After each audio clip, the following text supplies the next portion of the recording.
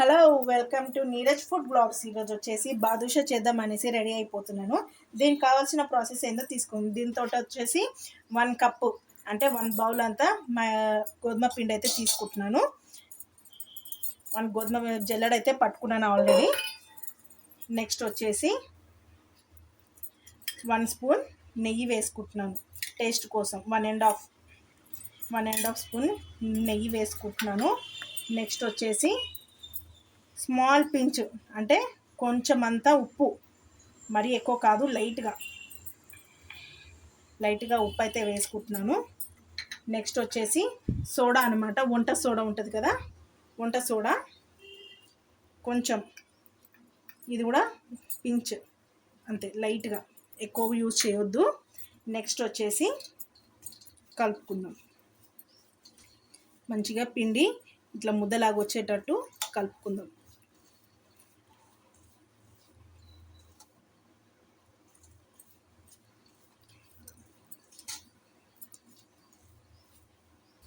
చాలామంది మైదా పిండి కూడా యూజ్ చేస్తారు. నెక్స్ట్ వచ్చేసి గోధుమ పిండి కూడా యూజ్ చేస్తారు. నేను గోధుమ పిండితోటి యూజ్ చేస్తున్నాను. ఇలా ప్రెస్ చేస్తే కొంచెం ముద్దలాగా ఇలా అవ్వాలి. కాకపోతే ఇంకొంచెం నెయ్యి అయితే వేసుకుంటున్నాను.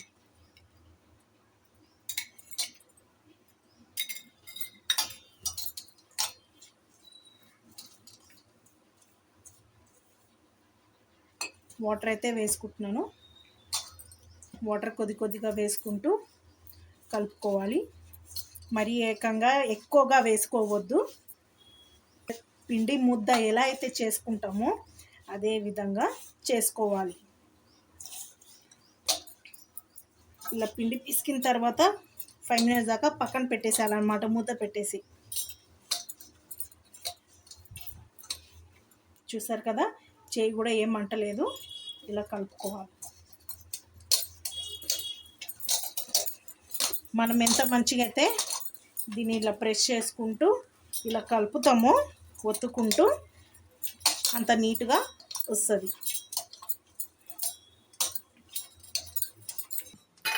ఇలా ఆయిల్ అయితే నేను ముందే గిన్నెలో తీసి పెట్టుకున్నాను. దీన్ని మరీ ఓవర్ హీట్ కాకుండా స్లో ఫ్లేమ్లోనే గిన్నె పెట్టేసుకోవాలి. స్లో ఫ్లేమ్లోనే అవ్వాలన్నమాట. మరీ ఓవర్ హీట్ అవ్వద్దు, బ్లాక్ అయిపోతాయి. కాబట్టి చేస్తూ మనం వేస్తూ ఉంటాం కదా, బ్లాక్ అయిపోతాయి. నెక్స్ట్ ఒక గిన్నె పెట్టేసుకుందాం పాకానికి. ఇందులో ఇలా పొయ్యి ఆన్ చేసుకొని షుగర్ సిరప్కి వాటర్ అయితే యాడ్ చేసుకున్నాను. ఇలా వాటర్ అయితే యాడ్ చేసుకుని ఇంకొక గ్లాస్ తోటి వాటర్ యాడ్ చేసుకుంటున్నాను. ఇలా ఇంకొక గ్లాస్ తోటి వాటర్ యాడ్ చేసుకుంటున్నాను. దీంట్లో వచ్చేసి ఇలా అయితే వాటర్ కొంచెం హీట్ అయితే అవుతుంది కదా. కప్పు గోధుమ పిండి కాబట్టి ఇది 1.5 కప్ అంత ఉంటుంది బౌల్. దీంతో అయితే షుగర్ అయితే వేసుకుంటున్నాను. షుగర్ మెల్ట్ అవ్వాలి కదా. నెక్స్ట్ వచ్చేసి ఒక 3 ఇలైచీలు అయితే తీసుకున్నాను. ఆల్రెడీ నేను పౌడర్ ఇట్లా చేసి పెట్టుకున్నాను, కచ్చపక్క అనమాట. ఇందులో వేసుకుంటున్నాను. బాదం అనమాట, బాదం కూడా కట్ చేసుకొని ఇందులో వేసుకుంటున్నాను. ఇది కొంచెం బాయిల్ అయ్యాక, మరి పాకంలాగా కాకుండా మామూలు సిరప్ లాగా ఉంటే చాలు. ఇలా ఈ షుగర్ సిరప్ని ఒకసారి స్టీర్ చేసుకోవాలి. ఇలా స్టీర్ చేసుకున్నాక బాగా షుగర్ మెల్ట్ అవ్వాలి, పాకం రావాలి కదా. మరి ఎక్కువ పాకం కాదు, మామూలుగా రావాలి. ఆయిల్ అనేది మామూలు హీట్ అయితే అయ్యింది. పిండి ఏ విధంగా చూడండి, పిండి ఈ విధంగా అయితే అయ్యింది. కాబట్టి దీన్ని సేమ్ గారా అనేది ఎలా అయితే చేస్తామో అదే విధంగా మంచి నీట్గా రౌండ్ వచ్చేటట్టు ఇలా చేసుకొని, మధ్యలో మరి ఇంత చిల్లు పడకుండా ఇలా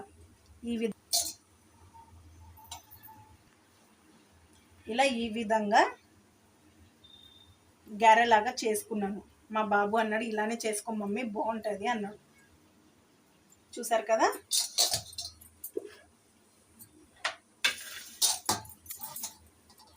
ఏ విధంగా చేసుకుంటున్నాను.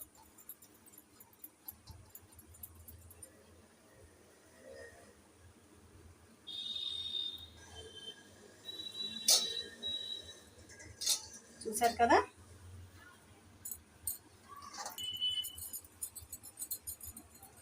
ఇలా అన్నీ ఈ విధంగా process. Next water, sugar syrup అయితే ఈ విధంగా బాయిల్ అవుతుంది.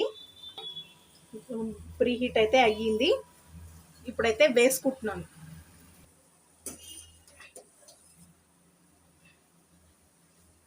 ఇలా అయితే షుగర్ సిరప్ అయ్యిందో లేదో మనం తెలుసుకోనికి, మరీ పలచగా అయితే కాదు కదా, ఇలా అయితే గమ్ లాగా లైట్గా ఇలా అతుక్కుంటే చాలా అనమాట. ఇది అయితే అయ్యింది కదా ఆయిల్. దీంట్లో వచ్చేసి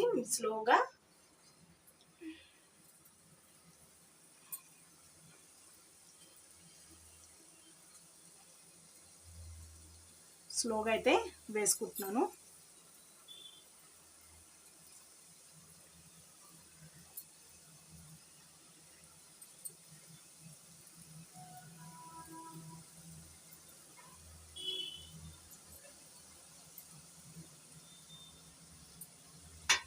ఇలా ఈ విధంగా స్లో ఫ్లేమ్లో పెట్టుకొని డీప్ ఫ్రై అనేది చేసుకోవాలి.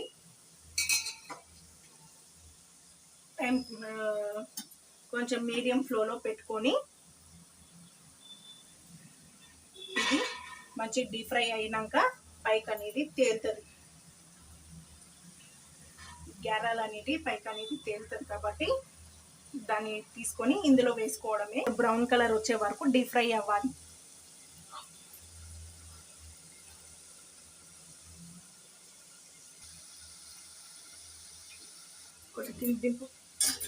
ఇది ఇంకొక బౌల్లోకి షిఫ్ట్ చేస్తున్నాను. ఈ షుగర్ సిరప్ అనేది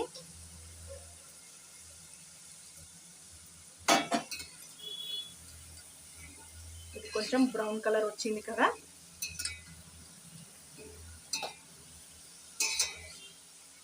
చూసారు కదా, ఇలా బ్రౌన్ కలర్.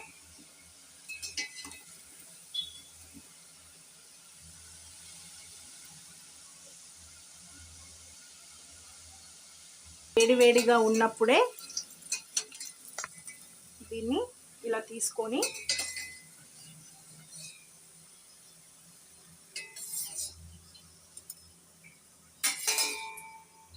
చూసారు కదా,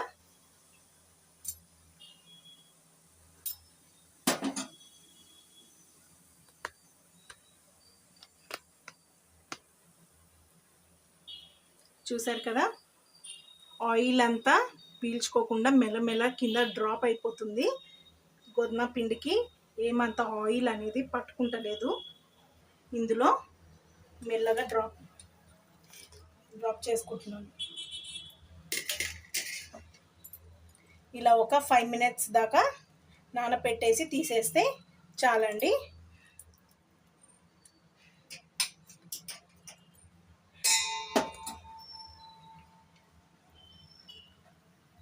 చూసారు కదా ఎలా అయితే ప్రాసెస్ అయితే చేశానో. నచ్చితే లైక్ అండ్ షేర్, సబ్స్క్రైబ్ అండి. చాలా సింపుల్ చేసుకోవడం, అంతే. ఒక 10 minutes అటు ఇటు పిండి కలపడం అది ఇది కొంచెం కష్టపడితే మనం చేత్తోటి మన స్వీట్ రెడీ అయిపోతుంది. ఓకేనండి, నచ్చితే like and share. Thank you, bye bye.